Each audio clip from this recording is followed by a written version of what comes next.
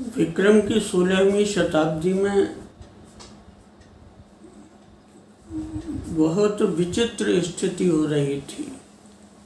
सेवक जी महाराज ने उसका चित्रण किया कि उद्बस विश्व भयो सब देश, धर्म रहित मेदिनी नरेश, मृक्ष सकल भूमि बढ़े। सारी पृथ्वी पर अत्याचार, अनाचार, पापाचार हो रहे थे और विचित्र स्थिति हो रही थी। तब श्री कृष्ण ने श्री राधा से कहा कि महाराज, क्या अब मुझको अवतार लेना चाहिए? तो श्री राधा ने कहा कि लाल जी, आपको अवतार नहीं लेना है, अब मेरी वंशी अवतार लेगी। और श्री हरिवंश महाप्रभु श्री कृष्ण की वंशी के का ही अवतार है। श्री कृष्ण की वंशी श्री हरिवंश महाप्रभु के रूप में धराधाम पर प्रकट हुई। और केवल एकमात्र आचार्य ऐसे हैं जो ब्रजमंडल में प्रकट हुए, जन्मे। ब्रजमंडल के बादग्राम में श्री हरिवंश महाप्रभु का जन्म हुआ।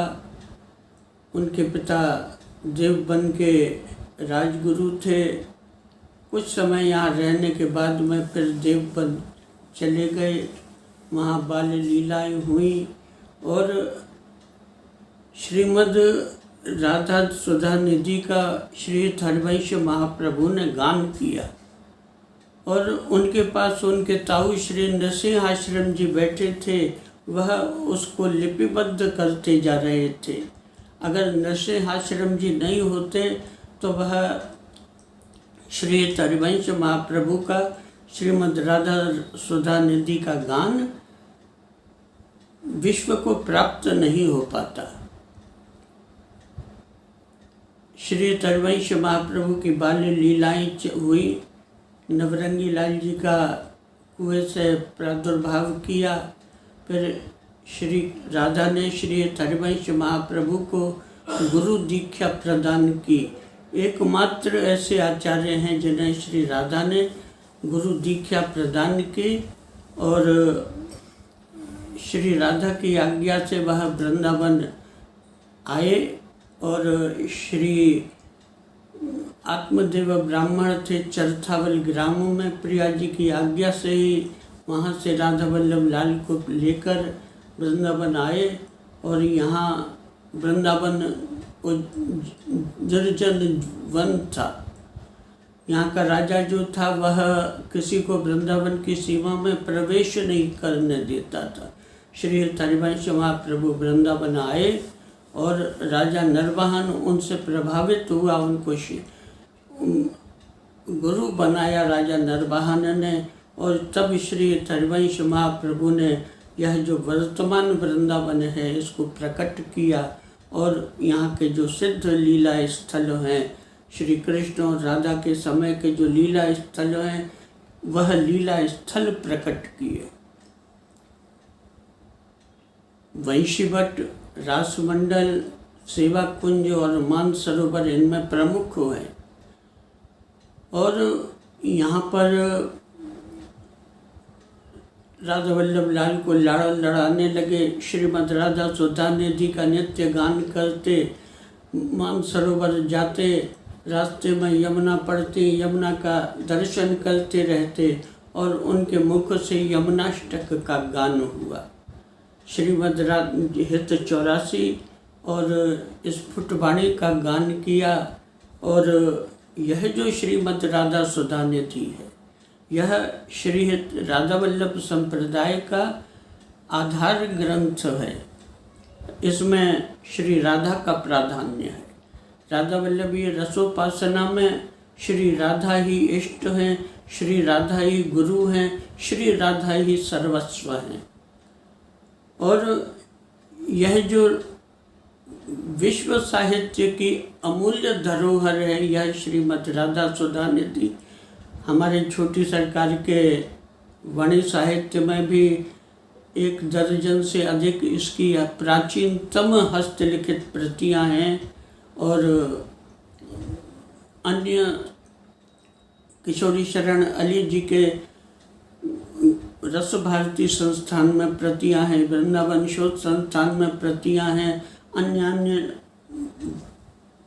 महानुभावों के पास भी इसकी प्रतियां हैं, प्राचीनतम प्रतियां हैं, जिनमें स्पष्ट है कि श्री हरिवंश महाप्रभु रचित है।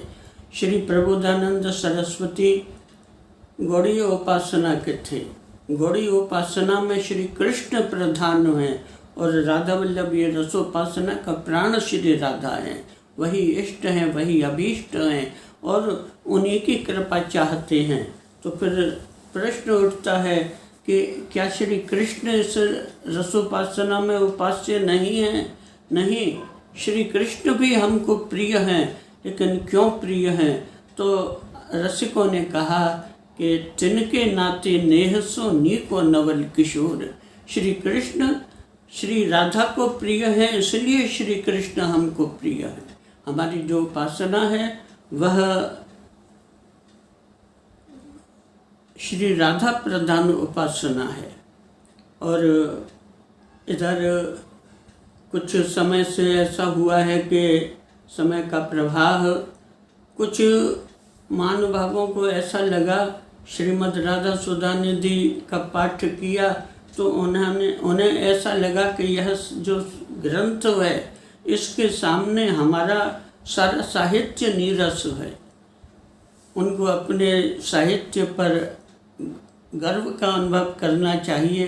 राधा सुधा निधि को अपने नाम से छापना, प्रबोधानंद जी के नाम से छापना प्रारंभ किया, लेकिन जो सत्य है, गौड़ीय उपासना जो है उसका आधार श्री कृष्ण है और वृंदावनीय रसोपासना निकुंज की जो उपासना है उस निकुंज की उपासना में श्री राधा प्रधान है और यह श्रीमद् राधा सुधा निधि श्री राधा प्रधान ग्रंथ है और इसलिए यह ग्रंथ श्री राधा वल्लभी रसोपासना का प्राण है। और अब अनावश्यक विवाद करना, यह तो प्रेम का ग्रंथ है, मानव मात्र के लिए श्री हरिवंश महाप्रभु ने प्रदान किया। प्रेम का ग्रंथ है, मानव मात्र के लिए है। आप भी इसका पाठ करें, बहुत खुशी की बात है, बहुत प्रसन्नता की बात है। नित्य पाठ करें, उसका सुख लें, इस राधा प्रधान उपासना का मर्म समझें। हमारे तो डीएनए में राधा है और राधा नाम का गान करते हैं। यहाँ न हवाई जहाज चलते हैं, न साइकिल चलती हैं। निकुंज की उपासना में तो तृण तो नीच अपनपो कह की भावना चलती है। यहाँ अपने को छोटा समझकर बड़ा बनना पड़ता है। बड़ा तभी बनेंगे जब हम अपने को छोटा समझेंगे। यहाँ किसी के ग्रंथ को किसी के नाम से छाप दिया, उससे कोई बड़प्पन प्राप्त नहीं होता। इसलिए यह विचार करना चाहिए कि मथुरा में केस चल रहा है, तारीख पर तारीख ले रहे हैं, लेकिन कोई भी उन्होंने अभी तक कोई भी अपना प्रमाण नहीं दिया। प्रमाण ये नहीं होता कि हमारे पास 350 साल पुराने ग्रंथ हैं, पीछे का पेज फाड़ा और उसमें अपना पेज चिपका दिया। इसका यह नहीं होता है। जो वास्तविकता होती है वह वास्तविकता होती है। यहाँ सन 1940 में रंग जी के प्रांगण में बहुत बड़ी धर्म सभा हुई थी और उस धर्म सभा में यह जो श्रीमद् राधा सुधा निधि है इसके विषय में चर्चा हुई और जितने भी विद्वान चारों ओर के आए उन्होंने सबने श्रीमद् राधा सुधा निधि की महिमा को स्वीकार किया। और श्री करपात्री जी महाराज वह तो कहते थे कि कोई यह कहे कि श्री हरिवंश महाप्रभु का यह ग्रंथ नहीं है तो वह झूठ बोलता है। हमारे यहाँ श्री हितरास मंडल पर गोष्ठी हुई, बहुत रसिक आए, बहुत विद्वान भी आए। स्वामी हितदास जी थे, गोस्वामी श्री हित जीवनलाल जी महाराज थे और गौड़ीय संप्रदाय के आचार्य गोस्वामी श्री गौर कृष्ण जी महाराज भगत जी भी उस सभा में थे और उन्होंने उसमें बोलते हुए कहा कि हमारा गौड़ीय उपासना अलग है, राधा सुधा निधि अलग है, यह हमारी उपासना का ग्रंथ नहीं है। और अगर कोई भी यह कहता है कि यह हमारी उपासना का गौड़ीय उपासना का ग्रंथ है तो वह झूठ बोलता है। हमारी उपासना अलग, इनकी उपासना अलग। अभी तक तो रोटी बेटी का संबंध रहा, तो राधा वल्लभ और राधा रमण को लड़ाने का प्रयास न हो। रे सब मानव मात्र के लिए यह श्री मद राधा सुधा निधि है। हम तो गौड़ीय संप्रदाय बंगाल से आया, उनका जो महामंत्र है हरे राम राम राम हरे हरे, हरे कृष्ण कृष्ण कृष्ण हरे हरे, वह महामंत्र, उसमें श्री राधा का पर कहीं पता ठिकाना नहीं। लेकिन वृंदावन की जो उपासना है, इस उपासना की प्राण श्री राधा हैं, इसके बिना यहाँ काम नहीं चल सकता। तो श्री राधा इसकी प्राण है, श्री राधा इसकी अधिष्ठात्री है। यहाँ रासलीला होती है तो उनमें भी जब रास की रचना होती है तो प्रिया जी लाल जी से कहती हैं और लाल जी प्रिया जी से प्रार्थना करते हैं, हे प्रिया जी महाराज, आपके नित्य रास को समय है गयो है, अब कृपा करके पधारो। यह श्री राधा प्रधान रसोपासना।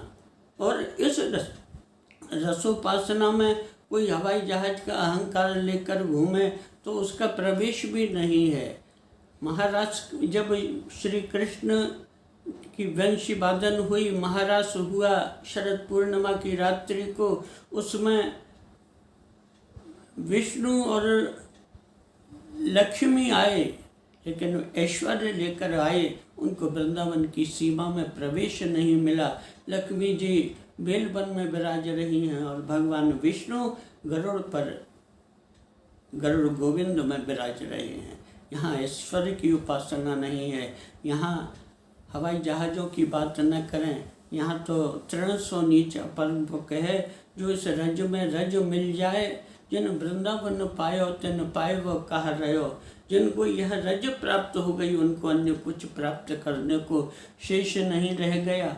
यह उपासना है यहाँ की राधा वल्लभी संप्रदाय का, जो श्रीहित हरिवंश महाप्रभु रचित श्रीमद् राधा सुधा निधि ग्रंथ है। आप इसका पाठ कर रहे हैं, बहुत प्रसन्नता की बात है। नित्य पाठ करें, इसका आनंद लें, इसके हार्द को समझें।